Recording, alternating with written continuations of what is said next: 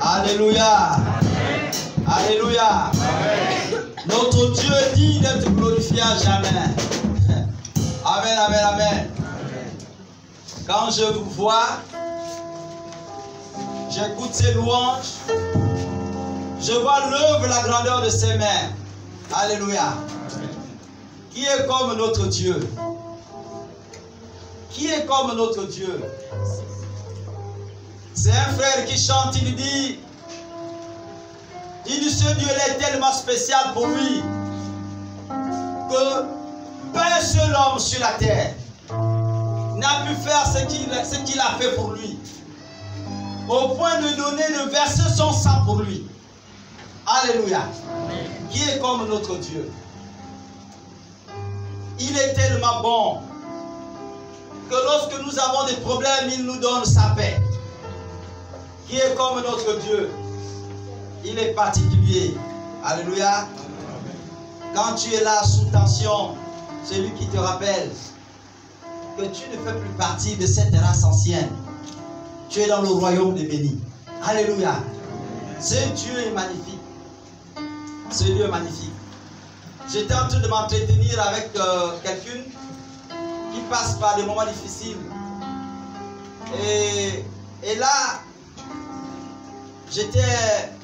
quand j'écoutais son témoignage, elle me disait, comment tu te sens? Elle me dit, je m'appelle la veuve dont le mari est encore vivant. J'ai crié, je n'avais pas de mots. J'ai dit, oh! J'ai crié, tellement c'était scandaleux. J'ai crié, j'ai dit, mais comment? Elle dit, je m'appelle la veuve dont le mari est encore vivant. Son mari est vivant, mais traverse des moments difficiles. Et là, je n'ai pas eu de prophétie. Je vous dis, je suis resté totalement perdu. Et puis je lui dis, bon, sache que si les hommes que nous sommes mauvais, nous sommes méchants, ton Dieu, celui que tu connais, lui, il t'aime. C'est les seules paroles que j'avais à prononcer à cet égard. Elle est restée au moins près de 15 minutes sans parler au téléphone. Je dis, sache que ton Dieu t'aime. Est-ce que tu crois en ce Dieu? Elle me dit, je crois. Je dis, sache que ton Dieu t'aime. Je ne sais pas pourquoi il permet que toi qui l'aimes tellement, tu passes par des moments difficiles du genre. Mais ce que je sais, c'est que Dieu ne laisse pas éternellement ses enfants souffrir. Amen. Alléluia. Amen. Il va réserver un jour pour toi. Amen. Fais-le confiance. Elle m'a dit, je crois. Alléluia. Amen. Ce matin, nous allons confesser un cœur. Je l'ai aussi appris, comme vous, dans nos différentes tournées, je l'ai appris et nous avons confessé, mais beaucoup le connaissent aussi pour certains. Et c'est notre sœur Bibiche qui est mieux placée pour nous l'enseigner. Aujourd'hui, c'est aujourd'hui. Aujourd'hui, mon Dieu opère. Ça, vous le connaissez? Alléluia. Amen. Alors, sauf que il y a une autre version que nous allons prendre maintenant. Lorsque je dis Ayo Zamboyo, vous répondez Ayo Zamboyo. Au téléphone Zambé, allo Zamboyo, Ayo Zamboyo, allo Zamboyo. Au téléphone Zambé, Ayo Zamboyo, Ayo Zamboyo, Zamboyo. Au téléphone Zambé, Ayo Zamboyo, Ayo Zamboyo, oh Zamboyo. Au téléphone Zambé, Ayo Zamboyo,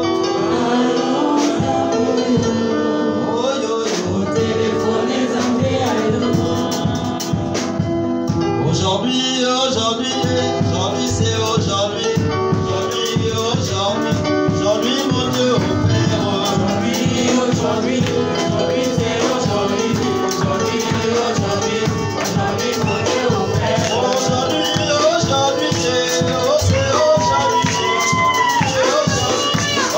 Jésus opère. Aujourd'hui,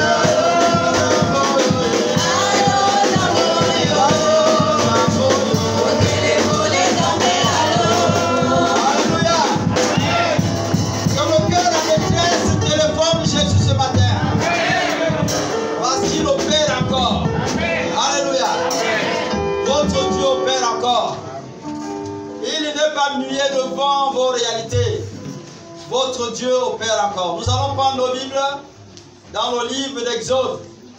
Nous allons sortir ce matin. C'est le livre de la sortie. Alléluia. Y a-t-il un esclave ce matin?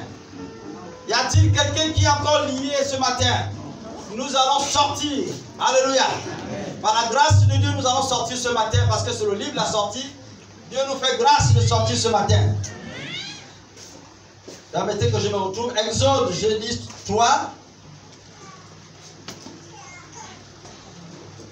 Exode 3. Si quelqu'un a la page, nous allons lire 19 et 20. Le 19e et le 20e verset.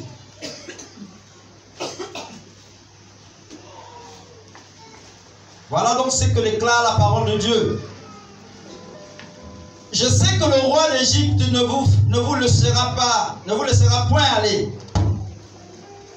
Mais si ce n'est par une main puissante, verset 20, j'étendrai ma main et je frapperai l'Égypte par toutes sortes de prodiges que je ferai au milieu d'elle, après quoi il vous laissera partir. Je reprends cette lecture.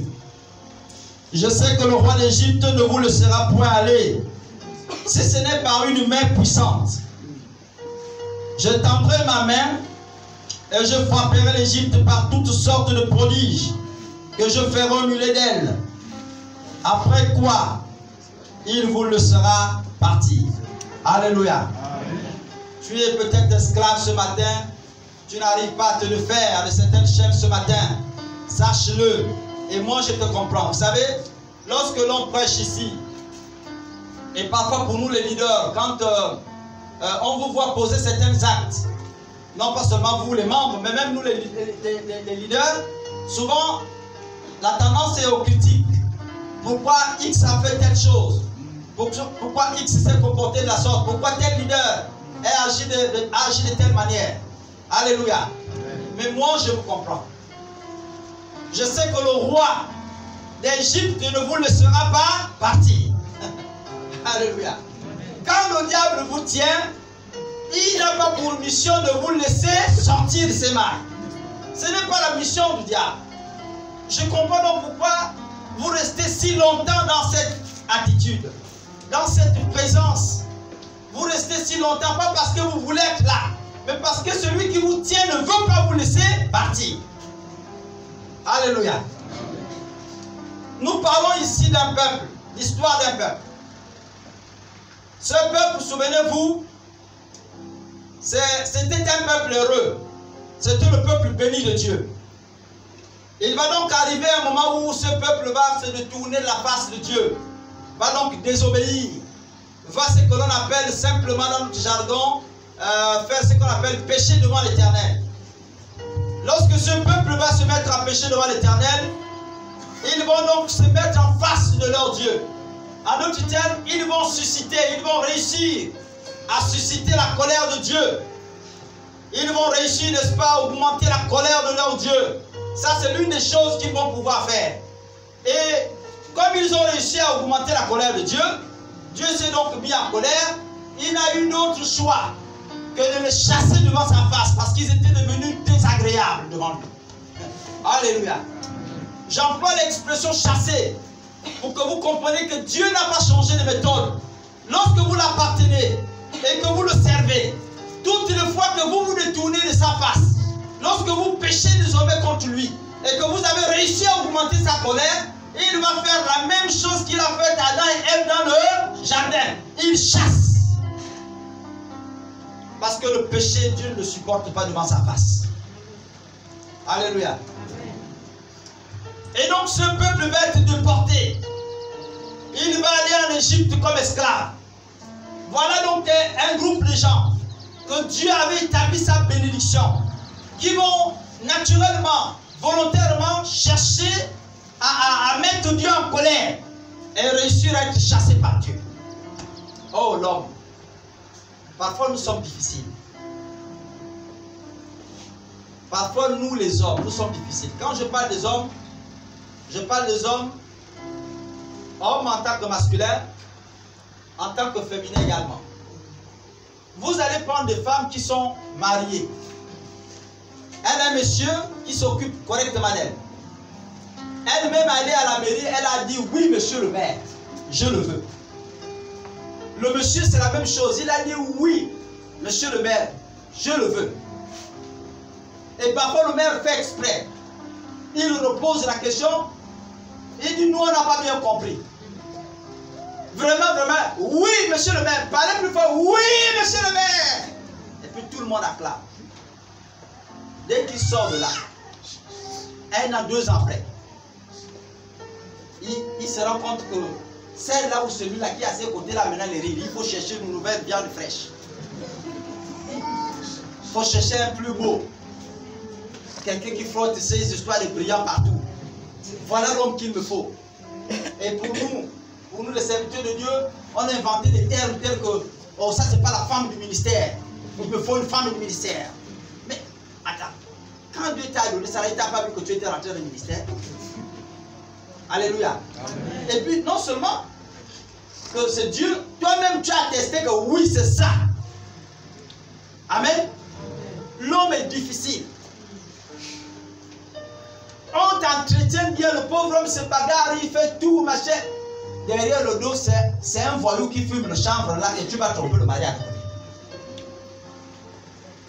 L'homme est difficile.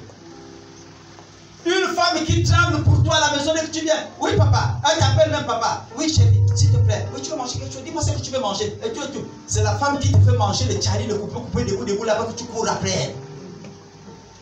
Tu viens là, c'est les biscuits qu'on te fait sur la table. Tu as déjà goûté la qualité des biscuits là? C'est ça que tu manges. Le ventre plein de ascaris. C'est ça là que nous les hommes nous aimons. Et c'est cette situation là. Dieu a choisi le peuple, il l'a béni. Il dit vous serez ma référence partout dans le monde. Aussi longtemps qu'on vous verra, on verra ma face. Ils ont dit ça là, Dieu, tes bénédictions, tu le restes, garde ça pour toi. Ils ont créé leur Dieu. Ils ont amené l'idolâtrie de la face de Dieu. Et Dieu, dans sa colère immense, les a pris, les a simplement chassés de sa face. Et ils vont donc se retrouver en Égypte. Ils vont errer. Ils vont errer. J'imagine les tentatives de fuite qu'ils ont dû tenter de faire. Ceux qui réussissaient et qui étaient rattrapés, on les tuait. Ça c'est sûr. Mais ceux qui n'arrivaient pas à réussir, tout de suite c'était la mort assurée. D'ailleurs même, l'Égypte c'était une prison à ciel ouvert. Vous êtes là, en pleine nature, mais vous ne pouvez pas vous échapper. Dès que tu étais rentré là-bas, c'est pas pour rien les autres avaient vendu Joseph en Égypte. Parce qu'ils savaient qu'une fois Joseph en Égypte, il ne sortirait plus jamais. Donc il ne reviendra plus jamais voir son père jusqu'à la fin de ses jours. Là-bas c'était une sorte de prison éternelle. Dès que tu rentres dans ce bunker, ton père, ta mère t'oublient, plus personne ne te verra. C'est pourquoi ils ont trouvé cette parfaite idée d'envoyer leur frère Joseph là-bas. L'Égypte, personne n'en sortait. Alléluia. Et donc ils vont faire plusieurs tentatives de sortie. Ça n'a pas marché. Et là, quelque chose de particulier va se passer. Dieu, ayant vu la misère de son peuple, va donc choisir un homme que vous connaissez tous. C'est Moïse. Dieu choisit donc cet homme et il va l'envoyer comme son prophète. Il dit, je t'envoie. J'ai vu la misère de ce peuple-là. Va les faire sortir de là. Et après, il lui donne des instructions fermes. Il dit, tu sais, pendant que tu seras en train de tenter de les faire sortir de là, je sais que le roi ne te laissera pas partir. Alléluia.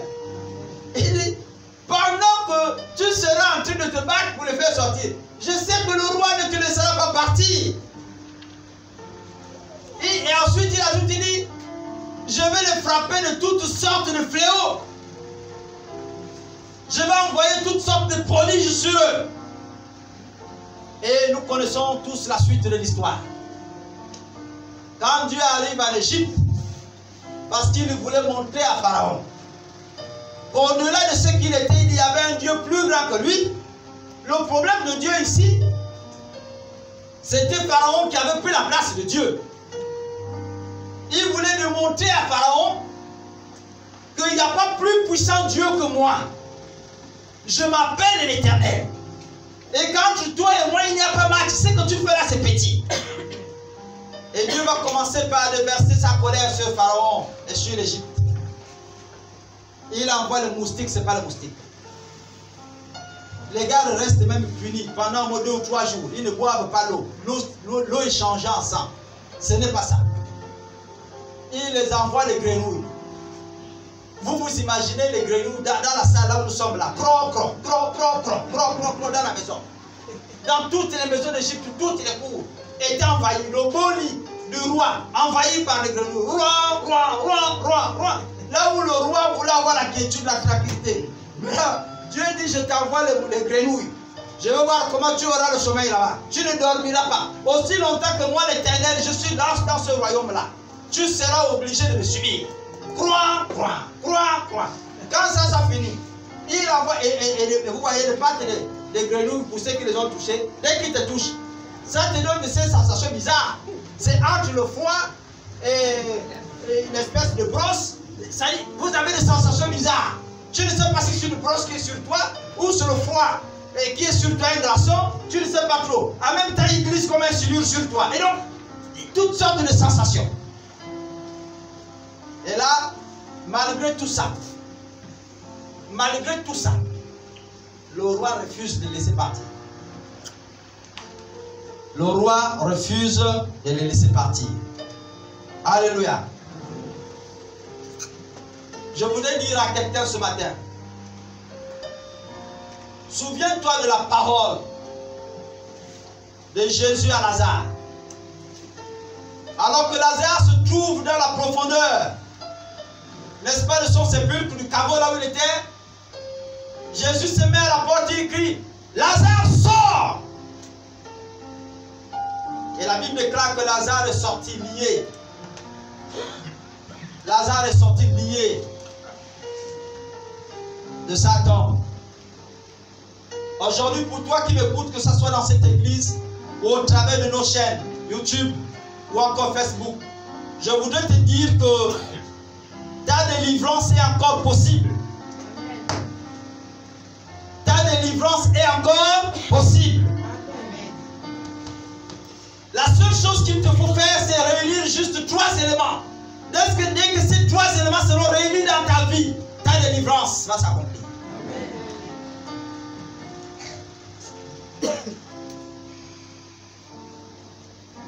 L'un de ces éléments que nous observons ici, c'est que Dieu n'envoie pas Moïse la bouche fermée. Il lui envoie sur la base de sa parole.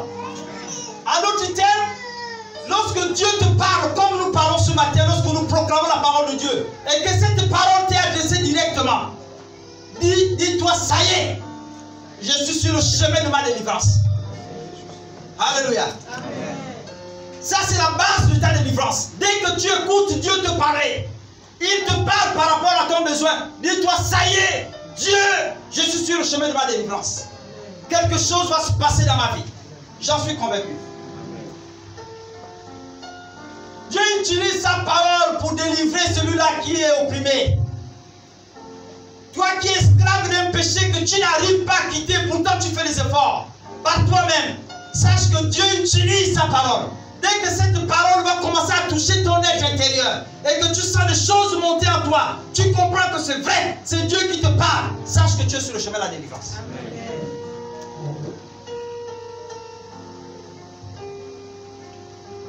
Dès que cette parole arrive à maturité dans ta vie, elle va commencer par opérer certains signes.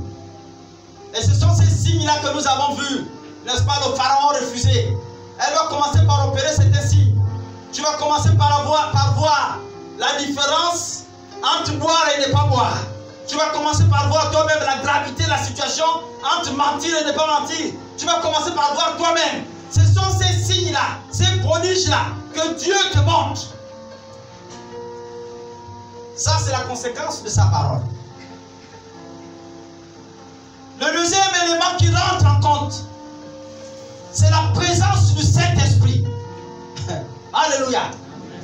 La Bible dit, mais vous recevrez une force le Saint-Esprit surviendra sur vous. En ce moment-là, vous serez mes témoins. Amen. Lorsque vous lisez le verset 19, il dit ceci. Il dit, je sais que le roi ne vous laissera pas partir, à moins qu'une puissance, à moins que le Saint-Esprit ne lui oblige à te laisser partir. Amen. Là, il va se produire, c'est l'étape où tu constates maintenant le changement spirituel dans ta vie. Quand tu faisais des rêves, où on te poursuivait, où on t'attaquait, où on te détruisait, on te tuait dans ces rêves-là, tu vas maintenant commencer par voir l'inverse. C'est toi qui vas poursuivre les gens, c'est toi qui vas commencer par les tuer, et c'est toi qui vas commencer par les attaquer. Tu verras que les choses vont commencer par changer dans ta vie. Alléluia. Amen. Donc la victoire va commencer à changer de camp. Si hier tu étais esclave, tu vas commencer toi à être propriétaire. Amen. Alléluia. Amen. Donc ceux qui avaient la victoire sur toi, dans le monde spirituel, ne pourront plus avoir, n'est-ce pas, leur victoire sur toi. C'est là que les autres ont chanté aujourd'hui, mon Dieu va opérer le miracle. Alléluia. Amen. Là, la tendance change. Si tu étais un coureur de jupons et que tu aimais tellement les femmes sans t'arrêter, c'est là où tu vas commencer par te rendre compte que, mais enfin, mais je cours le risque de m'attraper le sida. Mais enfin, qu'est-ce que je suis en train de faire? Je suis l'aîné d'une famille et puis je ne suis pas marié. Mais enfin, là, les changements vont commencer par s'opérer dans ta vie. C'est ça les signes, les prodiges et les miracles que tu vas voir. Dieu va intervenir simplement parce que la base de la parole a attiré la présence du Saint-Esprit. Mais jusque-là, tu n'es pas encore délivré. Alléluia. Jusque-là, tu n'es pas encore délivré. Et c'est là où la plupart des serviteurs de Dieu, même nous qui sommes là, qui vous prêchons, souvent nous tombons dans cette faiblesse. Dès que tu commences par prier pour les gens et que les gens tombent, il y a des signes qui se produisent. Tu te dis, oh, ça y est, je sens que je suis un véritable. Le véritable des véritables. Mais en fait, tu n'es pas encore arrivé. Tu n'es pas encore arrivé. Tout ça là, c'est la manifestation de la présence de Dieu. Mais Dieu lui-même, il n'a pas encore fait son siège dans ta vie. En d'autres termes, si vous voulez, la parole n'a pas encore atteint la dimension où elle s'est faite chair en toi. Donc Dieu n'occupe pas encore sa place dans ta vie.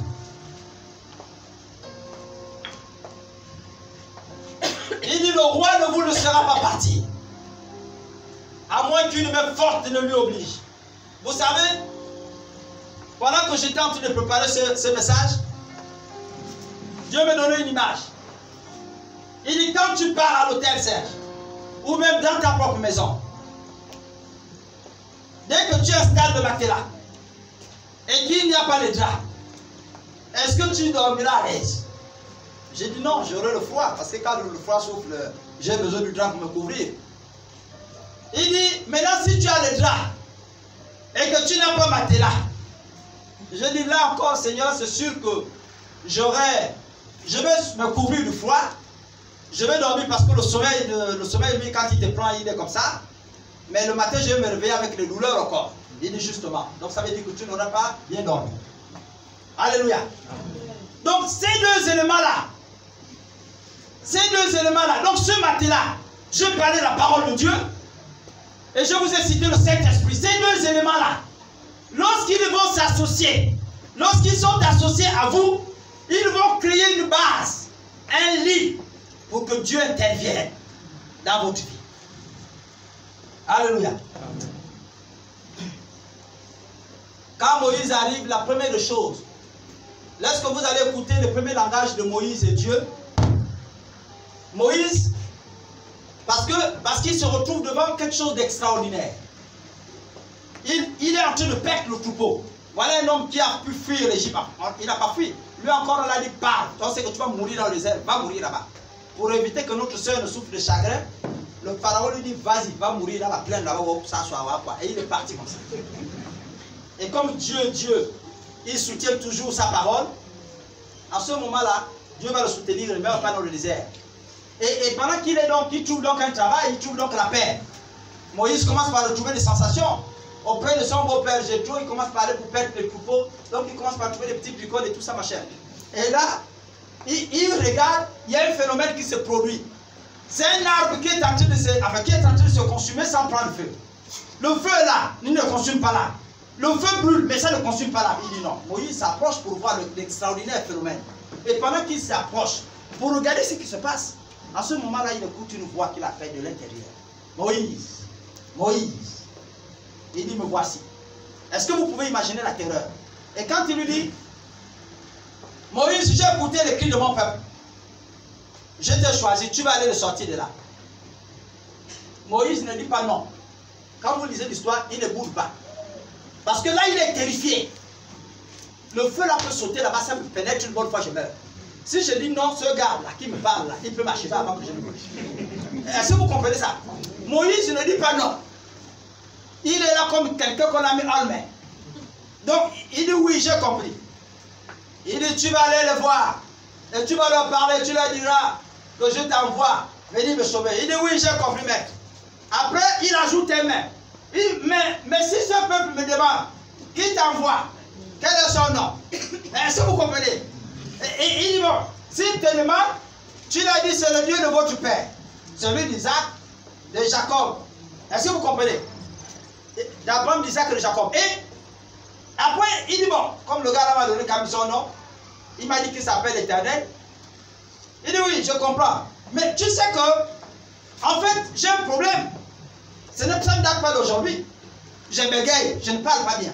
Je n'ai pas la parole facile. Si je parle, le temps de parler, ce serait difficile devant le pharaon. Il dit ça, c'est pas un problème. Moïse apporte des problèmes, Dieu lui apporte des solutions. Et il dit, je vais t'envoyer Aaron. Alléluia. Il dit, je vais t'envoyer Aaron. Si c'est seulement ça dans l'écriture, je vais t'envoyer Aaron. Est-ce que vous comprenez ça? Et donc, quand vous voyez, ce n'était pas facile pour Moïse d'accepter cette mission. Amen. Mais au finish, Dieu lui a obligé à faire cette mission. Donc quand vous avez la parole de Dieu qui s'accomplit, qui est proclamée à cet endroit, et le Saint-Esprit qui s'associe à cette parole, parce que Dieu atteste toujours ce qu'il dit. Sa main accomplit toujours la parole éternelle. Et donc, Dieu va accomplir par des signes, des prodiges et des miracles, par la présence du Saint-Esprit, sa parole prononcée à l'endroit de Moïse autrefois. Quand Moïse même va encore avoir peur, il dit à Moïse, qu'est-ce que tu as entre les mains? Il dit, c'est le bâton. Il dit, jette-le à terre. Il jette le bâton et le bâton devient serpent. Pendant que le bâton revient vers Moïse sous forme de serpent, Moïse se met à fuir. Il dit, ne fuis pas, attrape-lui. Tu l'attrapes par la queue. Dès qu'il l'attrape par la queue, le bâton redevient normal. Il dit, Moïse, il dit, mais ça vraiment, moi je ne comprends pas. Mais pourquoi vraiment toi aussi, tu fais des choses? Il dit, Moïse, ne doute pas, prends ta main, mets ça à l'intérieur. Dès qu'il met sa main ici, là, waouh, ça sort là, c'est maintenant des formes de feu, de brûlures et tout ça. Ça, c'est quelle histoire ça? L'homme là, il est comment? Il ira encore la main. Dès qu'il rend la main, il sort la main normale. Donc vous voyez, c'est-à-dire Dieu a testé sa parole. Alléluia. Amen. Le Saint-Esprit va être donc à l'œuvre en ce moment-là. Quand vous avez les deux, il va vous manquer un seul élément. Il va donc vous manquer un seul élément.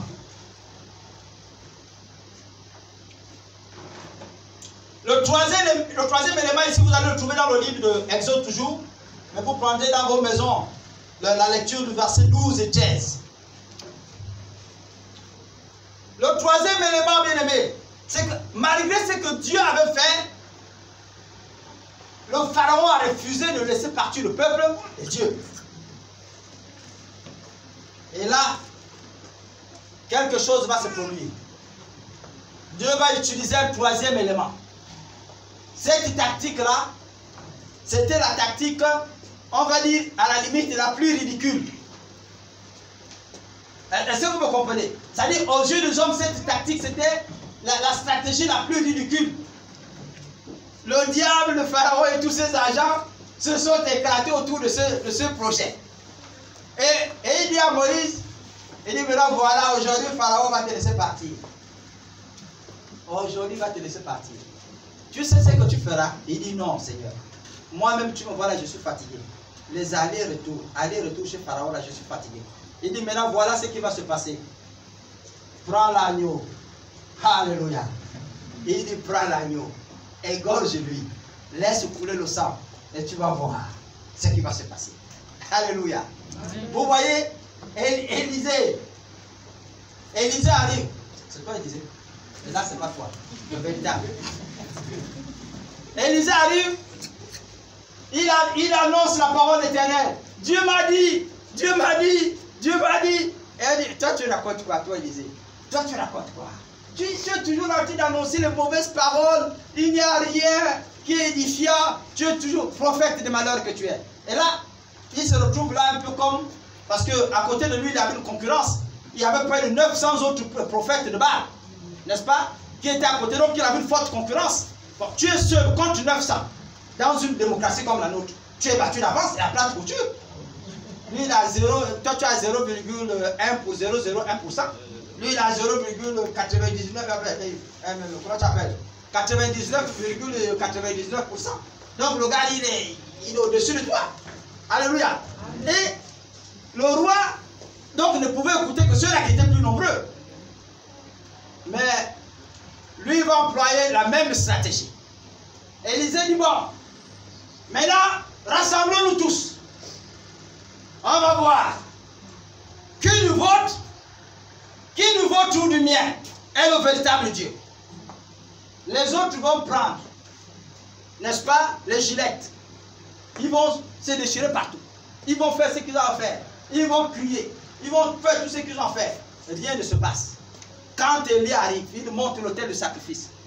Et il dit, amenez-moi la bête là ici. Ces païens-là n'ont pas compris qu'il n'y a que l'agneau qui a le pouvoir de donner la victoire. Alléluia. Dès qu'il croit, il dit, Seigneur, c'est le moment d'accomplir ton miracle. Dès qu'il coupe, le sang jaillit. Il dit, Seigneur, c'est l'instant. Dès que ça commence, la paf, le feu prend. Tout le monde se tue. Mais l'homme là, comment il a fait? Il dit, vous tous, venez ici. Aujourd'hui, il doit avoir une véritable conversion. Même les païens, celui qui ne croit pas, il va passer au jour aujourd'hui. Venez. Il dit, on a appris, nous tous là, c'était un pari, un défi qu'on a pris. Vous avez dit, si vous gagnez, je suis dans le journée. Si c'est moi qui gagne, vous êtes égorgés. Le peuple, vous êtes témoins, oui, prenez-les, tuez-les. On les a tous égorgés. Le sang dans l'eau, tous morts. C'est à ce moment-là que le peuple a commencé à croire, n'est-ce pas, à la parole de Dieu. Il a fallu que le sang coule. Alléluia. Et dans ce cas de figure, il dit à Moïse, il dit, prends l'agneau, fais couler le sang. Et prends le sang. Commence par marquer sur chaque poteau, n'est-ce pas, sur chaque porte et fenêtre de ta maison. Commence par marquer parce que mon jour est en train de venir. Alléluia. Il dit, j'ai décrété mon jour. Et quand les Égyptiens voyaient ça, le pharaon écoutait ça, il s'est dit, les gars, Moïse est devenu fou. Ce n'est pas les moutons qu'on mange tous les jours ici. D'ailleurs, même c'est eux qui nous élèvent souvent les moutons là. Ce n'est pas ça qu'on mange tous les jours ici. C'est maintenant le mouton, le sang de mouton qui sauve quelqu'un. Ils sont malades. Laissez-lui là sa folie. Il avait qu'à. Je l'entends ici. D'ailleurs, même si tu sais que là-bas, mais moi, je mange correctement, il saura que moi, Pharaon, je suis le puissant. Et pendant que Moïse est en train de préparer sa stratégie secrète avec son Dieu, ils vont commencer par mettre sur les linteaux des portes, des fenêtres, n'est-ce pas, la présence de Dieu. Dès qu'ils vont commencer par placer ça, là, le soir arrive. L'ange de la mort dit, j'arrive là-bas. Dites à Pharaon que j'arrive. Dès qu'il vient, maison par maison, c'est le pleurs. Dès qu'il finit de visiter ta maison, yeah. Dès qu'il part là-bas, yo. Dès qu'il part là-bas, yi. C'était le yeah, yo, yi, partout. Dans l'Égypte. Et le matin, quand les Israélites se lèvent, dès que les Israélites se lèvent, au son de cette louange malheureuse, ah là, ils vont commencer par reconnaître que l'Éternel, le Dieu, est le véritable. Et là, la Bible dit que le Pharaon lui-même va dire à Moïse, il dit, prends ta bande là, ta bande de malheur là, prenez, partez loin de ma face, partez d'ici, je ne veux pas vous voir. Vous ne m'apportez que le malheur et les problèmes dans le royaume. Même le seul fils que j'avais, qui était pressenti pour être mon roi. Tu m'as porté le malheur sur lui. Bah! Va-t'en! Et Moïse va prendre son peuple, il va partir avec. Alléluia. Quand vous avez la parole de Dieu qui s'est adressée à vous, et le Saint-Esprit qui commence par vous montrer des signes, dites-vous que vous êtes sur le chemin. À partir de cet instant-là, plus que vous avez désormais le lit favorable, tu peux venir dormir, c'est là que Dieu va faire sa présence dans ta vie. Alléluia. Amen. Ta délivrance ne dépend pas d'un homme, elle dépend de Dieu. Mais il faut qu'il y ait ces deux éléments préalables qui attirent la présence de Dieu dans ta vie. Et là, ta délivrance sera certaine. Amen. Alléluia. Amen. Ta situation a peut-être traîné. Il se peut que tu n'avais pas compris ces deux phénomènes. Mais si elle traîne et que tu crois fermement que Dieu va agir, ne redoute pas cette pensée profonde que Dieu a mis en toi. Dieu va finir par agir. Amen. Il faut que le sang de l'agneau coule dans ta vie. Quand le sang de l'agneau pascal, puisque nous parlons de Pâques, quand cet agneau va couler, son sang va couler dans ta vie, c'est en ce moment-là que le phénomène de la délivrance sera réel dans ta vie. Lorsque le peuple est parti en Égypte, je vous rappelle, que le peuple était allé en Égypte ici, parce qu'ils avaient péché contre l'Éternel. Est-ce que vous comprenez? C'est le péché qui les a chassés de la face de Dieu. Et donc, pour qu'ils reviennent dans la face de Dieu, dans la présence de Dieu, il fallait d'abord faire au préalable un travail de purification et de nettoyage du péché. C'est pourquoi le sang de l'agneau est nécessaire pour te purifier et pour te laver de ton péché. Dès que le péché est lavé, tes vêtements ne sont plus sales. Dieu trouve l'importance. Dieu trouve la nécessité.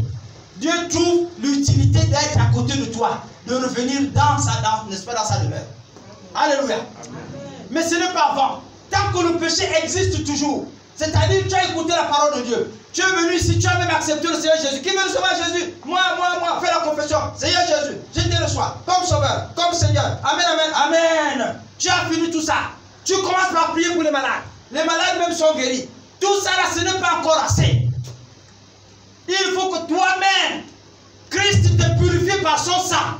Et c'est en ce moment-là, quand tu auras été purifié, que Dieu va trouver la nécessité désormais de siéger en toi. Et tu verras donc que ce que tu considérais comme étant des objets valeureux seront considérés comme de la boue pour toi. Là, tu vas atteindre le stade que Paul a dit. Il dit, tu sais que moi, j'ai apporté de la valeur. Je vois ça aujourd'hui comme de la boue à mes yeux. Alléluia.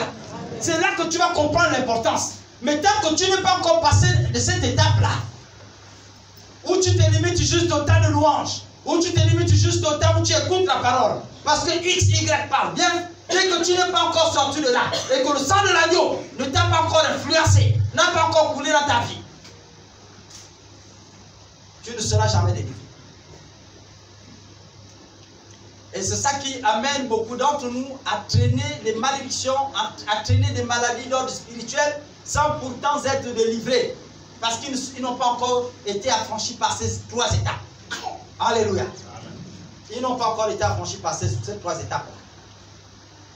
C'est là que Dieu change totalement l'être humain. C'est à ce niveau-là que Dieu va te changer totalement. Et là, tu verras les choses différemment.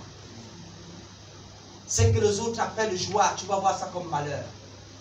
Tu diras, vous dansez même quoi? Vous, qu'est-ce que vous buvez la même? Qu'est-ce que vous mangez la même? Parce que je ne comprends pas. Le sang humain, oui, mais l'utilité du sang humain, c'est quoi? Dites-moi exactement quelle est la vitamine que vous recherchez là. Vous allez commencer, quand quelqu'un vient dans le conversation, oui, matin, quelle est l'utilité de critiquer X, Y ce matin là? Quelle est cette utilité-là? Donc vous allez commencer par avoir des mentalités totalement révolutionnées. Quand Dieu te purifie, mon frère, ma soeur, tu fais désormais partie d'une famille, la famille des bénis. Alléluia.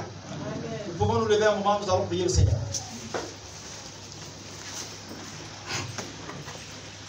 Avec le chant, s'il vous plaît, l'agneau qui a été immolé.